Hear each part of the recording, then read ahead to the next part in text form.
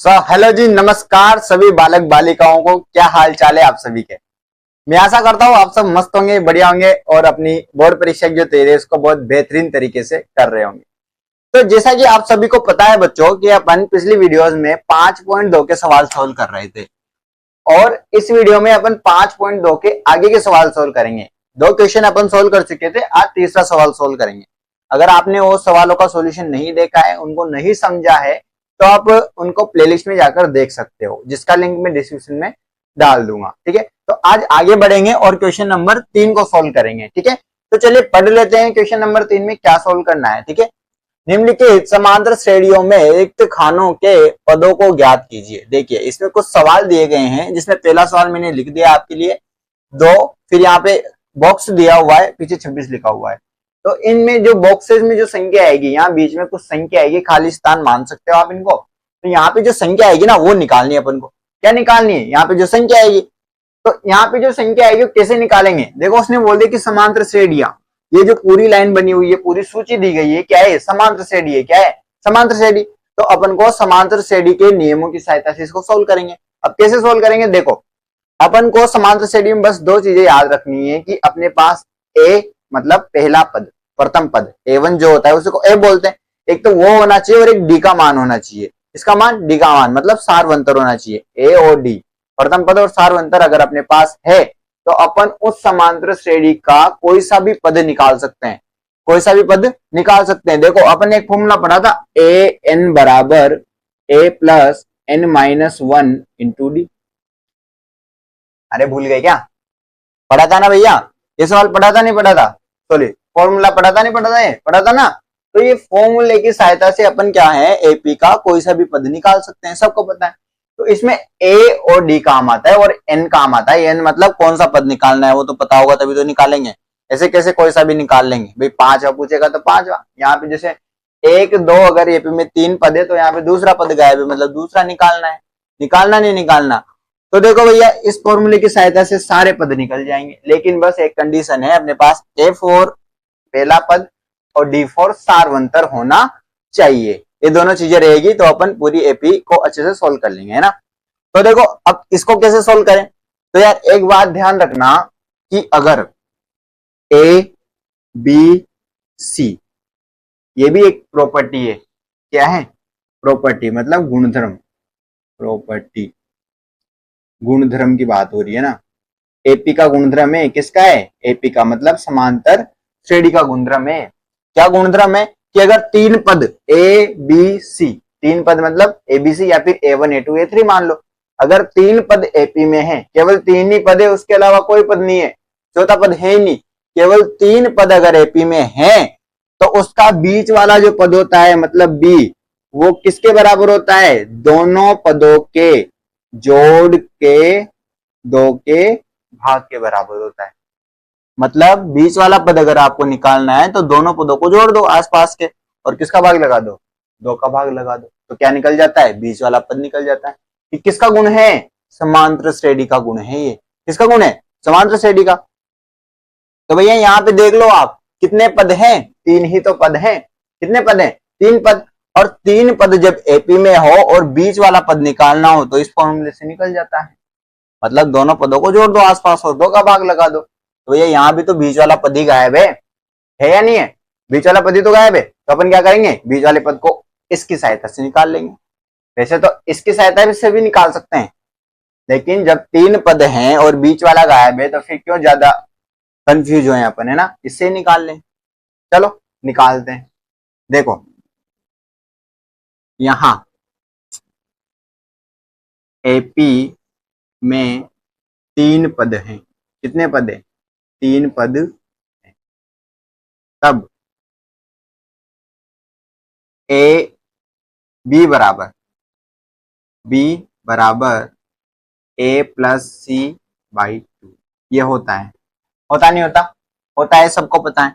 यहां से मेरे को बी का मान निकालना है, मतलब बीच वाला मान निकालना है। तो क्या करूंगा मैं? 2 प्लस 26 इनको जोड़ दूंगा और किसका भाग लगा दूंगा? 2 का भाग लगा दूंगा। बी बराबर 2 प्लस 26 कितना हो जाएगा? 28/2। और बी का मान कितना आ जाएगा? 14। कितना आ जाएगा? 14। यही आंसर है। ये किसका आंसर है? इसका यहाँ बीच में क्या आ जाएगा? 14।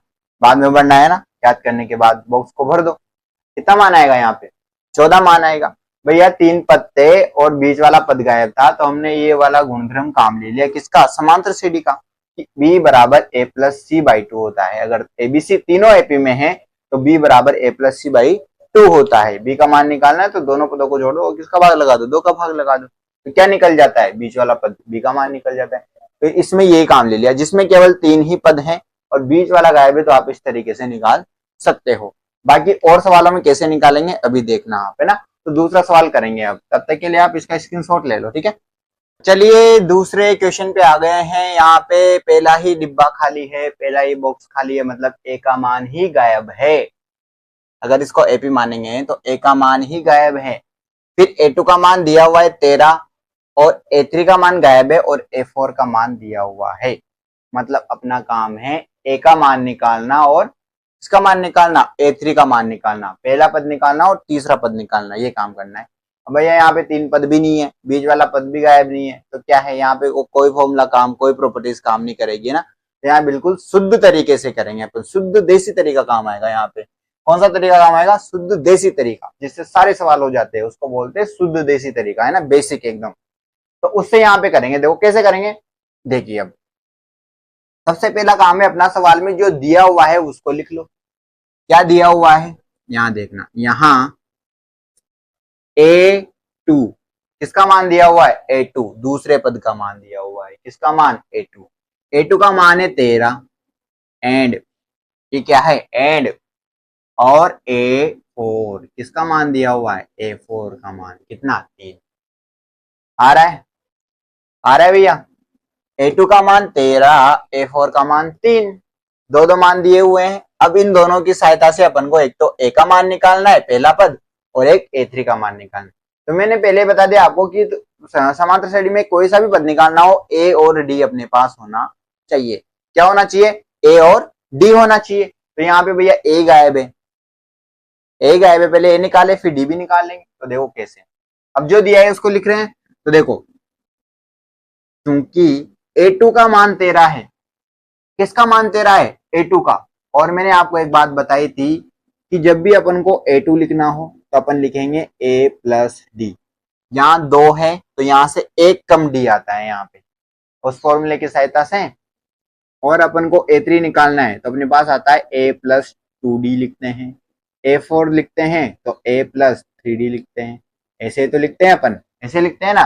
तो यहाँ a2 की बात हो रही है तो क्या लिखेंगे? a प्लस डी बराबर 13। a2 बराबर 13 मतलब a प्लस डी बराबर 13, इसको बोल देंगे समीकरण नंबर 1। आया। a4 बराबर 3 मतलब a plus 3d, a plus 3d, ये तो आएगा। और बराबर में कितना आ रहा है? 3, ये हो जाएगा समीकरण नंबर 2। 2 समीकरण बन गई। कितने समीकरण बन गए? 2 समीकरण बन गए। अब क्या है, अपन पिछले उसमें उस चैप्टर में आता है, तीसरे चैप्टर में विलोपन विधि का नाम देखा होगा आपने, विलोपन विधि को पढ़ा होगा। तो विलोपन विधि की सहायता से क्या करेंगे? दोनों समीकरणों को सोल्व करेंगे। क्या करेंगे? सोल्व करेंगे, मतलब घटाएंगे। अपन क्या करेंगे? समीकरण 2 में से समीकरण 1 को घटा देंगे, तो उससे यहाँ पे क्या है? अपने डी का मान आ जाएगा। किसका मान आ जाएगा? डी का। देखो कैसे, यहां लिखेंगे समीकरण 2 माइनस 1। समीकरण 2 में से 1 को घटा रहे अपन, इसमें से 2 में से 1 को घटा रहे। तो सबसे पहले समीकरण 2 लिख लो भैया, a प्लस 3d बराबर 3। घटाते हैं वैसे, जैसे घटाओ के सवाल करते हैं ना, वैसे तो घटाएंगे। और कैसे घटाएंगे? तो a प्लस 3d बराबर 3 लिख लिया आपने, लिख लिया। उसके बाद इसमें से किसको घटाना है? समीकरण 1 को। तो a प्लस डी बराबर 13 और ये लगा दिया अपन ने लाइन। अब देखो इसमें से इसको घटाना है, तो एक बात का ध्यान रखना, बस जब भी यहाँ पे इस समीकरण में से इसको घटाएंगे तो नीचे वाली जो समीकरण है, मतलब यहाँ पीछे वाली जो समीकरण है माइनस जिसको कर रहे हैं ना, जिसको घटा रहे हैं, उसके चिन्ह चेंज कर देना। क्या चेंज कर देना? चिन्ह चेंज कर देना। तो यहाँ प्लस है, यहाँ माइनस हो जाएगा, यहाँ भी प्लस है, यहाँ माइनस हो जाएगा, यहाँ भी प्लस है, यहाँ भी क्या हो जाएगा? माइनस। अब घटाओ, प्लस का ए माइनस का ए। अब इसको भूल जाओ, यहाँ क्या था पहले, इसको भूल जाओ, प्लस था पहले। अब क्या बन गया? ये माइनस बन गया। क्या बन गया? माइनस। तो ए और ए दोनों प्लस माइनस, खत्म। ए से ए खलास। अब 3D और -D, 3D में से एक D को घटा दो, कितना D बचेगा? 2D बचेगा। कितना D? 2D। 3 और -13, प्लस के 3 है माइनस के 13 है। देखो प्लस के 3 और माइनस के 13 मतलब घटाना पड़ेगा, और 13 में से किसको घटाएंगे? 3 को। कितना बचेगा? 10। बड़ी संख्या का की माइनस की, तो कितना आ जाएगा? -10।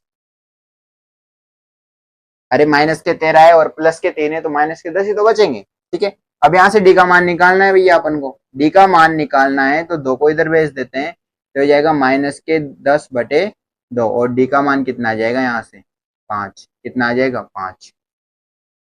डी का मान आ गया। किसका मान आ गया? डी का।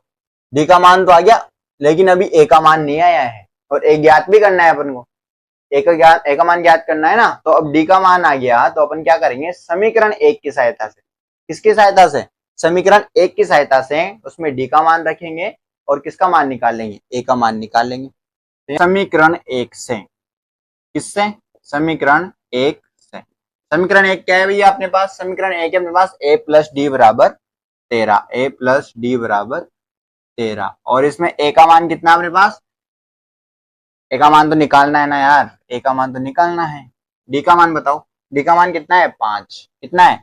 5 है। बराबर में कितना है? 13। अगर यहाँ से ए का मान निकालेंगे भैया तो क्या हो जाएगा? 13 - 5। 5 को उधर भेज दिया तो ए बराबर हो जाएगा अपने पास 8। कितना हो जाएगा? 8। तो ए का मान आ चुका है भैया। किसका मान आ चुका है? ए का मान आ चुका है। मतलब ए का मान भी आ गया, डी का मान भी आ गया। सबसे इंपॉर्टेंट काम हो चुका है सवाल का। क्या है सबसे इंपॉर्टेंट काम? डी निकालना और ए निकालना। सबसे इंपॉर्टेंट काम हो चुका है। आप कोई सा भी पद निकाल लो आप। तो देखो एक समस्या तो इसी से लगी। ए का मान 8 आ गया, मतलब पहला पद तो निकाल ही लिया। कितना आ गया? पहला पद 8। अब निकालना है अपन को पहला, मतलब a1 a2 a3। कौन सा निकालना है? a3। तीसरा पद निकालना है। कौन सा निकालना है? तीसरा पद। तब a3 बराबर, और सबको पता है कि a3 बराबर क्या लिखते हैं? a plus 2d। क्या लिखते हैं? a प्लस 2d लिखते हैं। तो यहां से निकालते हैं भैया। a का मान कितना है? 8 प्लस 2d। डी का मान कितना है? 5। मतलब वो ये हो जाएगा 2 × 5। तो ये हो जाएगा 8 प्लस 2 और 5 10। कितना हो जाएगा? 18। a3 का मान कितना आ गया? 18। ए का मान आ गया 8 और a3 का मान आ गया 18। दोनों सवाल हो चुके हैं। एक मिनट। देखिए यहाँ पे क्या आएगा? -5। क्या आएगा? -5। और अगर यहाँ पे माइनस का 5 आएगा तो यहाँ भी कितना आएगा? -5। सीधे कितना हो जाएगा? प्लस। तो पहला पद क्या हो जाएगा? 18। और पहला पद जब 18 हो जाएगा तो यहाँ पे क्या आएगा? -5। ठीक है, और यहाँ -5 आएगा तो ये बनेगा -10। और यहाँ 18 है, तो 18 में जब 10 8 बचेगा, क्या बचेगा? 8। तो ये क्या आ जाएगा? 8। और ये क्या आ जाएगा? 18। है ना? थोड़ी सी मिस्टेक हो गई थी भैया, बाकी सही है सब कुछ। ठीक है ना? यहाँ माइनस था तो डी का मान कितना आ गया? माइनस। एक बात से समझ लो, यहाँ माइनस था इसलिए डी का मान कितना आ गया? -5। अब a प्लस डी पहली समीकरण है 13, और यहाँ से a डी का मान कितना रख दिया? -5। तो a - 5 बराबर 13 हो गया, और a बराबर 13। 5 को उधर भेज दिया तो 13 + 5 18 हो गए। a का मान निकल चुका है 18। और a3 का मान कितना है? a प्लस 2d होता है, तो a का मान 18 रख दिया प्लस 2, डी का मान -5 रख दिया, और डी का मान -5 रखा तो पीछे वाला क्या हो गया? -10। और 18 में से जब 10 घटाएंगे तो कितना बच जाएगा? 8। तो a3 का मान कितना आ गया? 8। है ना? पहला मान है 18 और ये 8। है ना? देखो एक चिन्ह की वजह से पूरा सवाल गलत हो गया आपने, इसलिए चिन्ह का विशेष ध्यान रखा करो। बाकी अब सही है बिल्कुल। और अब इसका अपन तीसरा सवाल करेंगे। है ना? तो आज के लिए तो इतना ही, बाकी अपन तीसरा सवाल अगली वीडियो में करेंगे ना। तब तक के लिए आप अच्छे से पढ़ाई करते रहिए और अच्छे से तैयारी करते रहिए बच्चों। ठीक है, धन्यवाद।